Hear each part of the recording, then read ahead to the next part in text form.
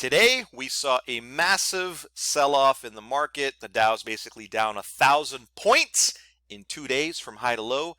And what we're going to do in this video is we're going to take a look and see what should your trading game plan be if you miss the exact high that you see right here. All right, so what we're going to take a look at is we're going to fire up some trend lines, and I'm going to show you how you can participate in some of these moves up or down, even if you missed the Dino bars nailing the exact high for today's session. All right, so let's get into it.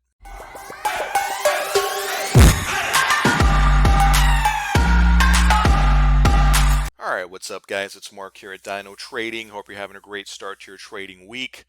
Yeah, man, here it is. That sell-off that you guys have been waiting for all year.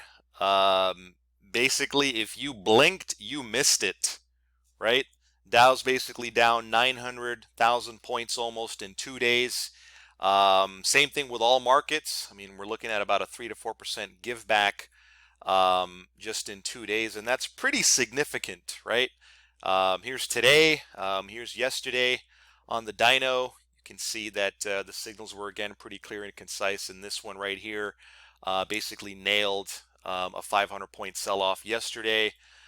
This one right here nailed another 500-point sell-off. So guys, I keep saying this, you know, there's no force on earth that is ever going to be able to stop a trend.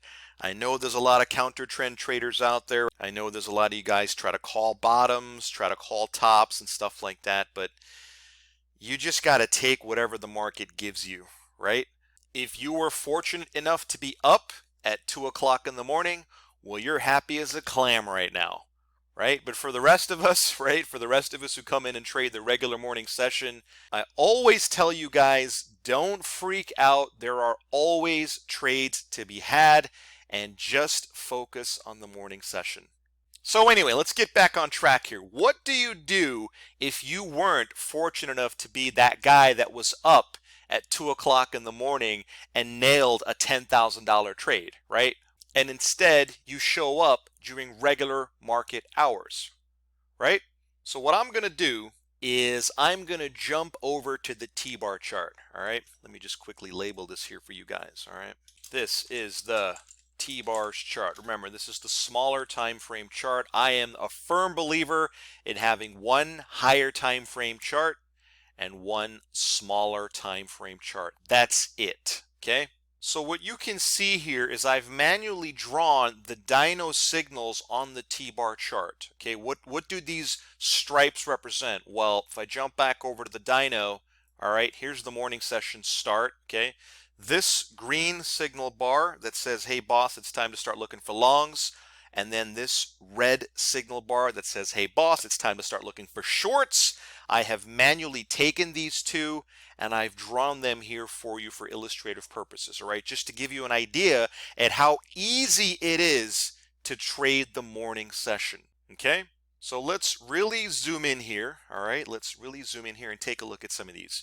Now, here is the long signal. What does this tell you? This tells you, hey boss, we now want to draw and connect our trendline reversal bars like this in this fashion, and we want to wait for a trend line that's drawn like this to break, right?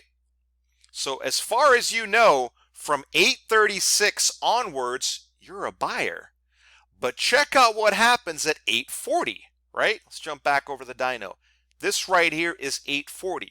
This is a short signal, right? So the minute you get a short signal, obviously, I hope this isn't brain surgery here, right? You're no longer looking for longs. This trend line becomes irrelevant, invalid. You delete it, you remove it off the chart. And now what do you start looking for? You start looking for short opportunities, right? Is this making sense, guys? I mean, I hope you don't think I'm explaining to you like quantum physics or anything like that. This is simply trend lines that you draw within the context of a bigger trend, right? So you have several opportunities to go short. You know, let's draw our pivot points first. There's one, there's one, there's one, there's one. and either the bot trader is going to do the trades for you, or the automated trend lines are going to draw these for you. But say you were drawing these manually, there is one short trend line, and there's the second short trend line, just like that. Okay, check out the time. It's only 8:45. So these two boxes are your entry areas, and these two arrows are where you would place your stops. Nothing complicated here, folks, right? And you can see this thing gives you a quick 100 points on the Dow. All right, so let's just do the math real quick, all right? 2 contracts of the Dow times $5 a point times 100 points. Can you guys do the math? Okay, 2 times 5, 10 times 100, that's $1,000 just in the morning session. Even though you missed a massive sell-off, there's still plenty of potential to be had. Don't let anybody tell you otherwise, right? For those guys that were in the UK, I mean, I have a lot of customers in the UK and Australia, they killed it today, right?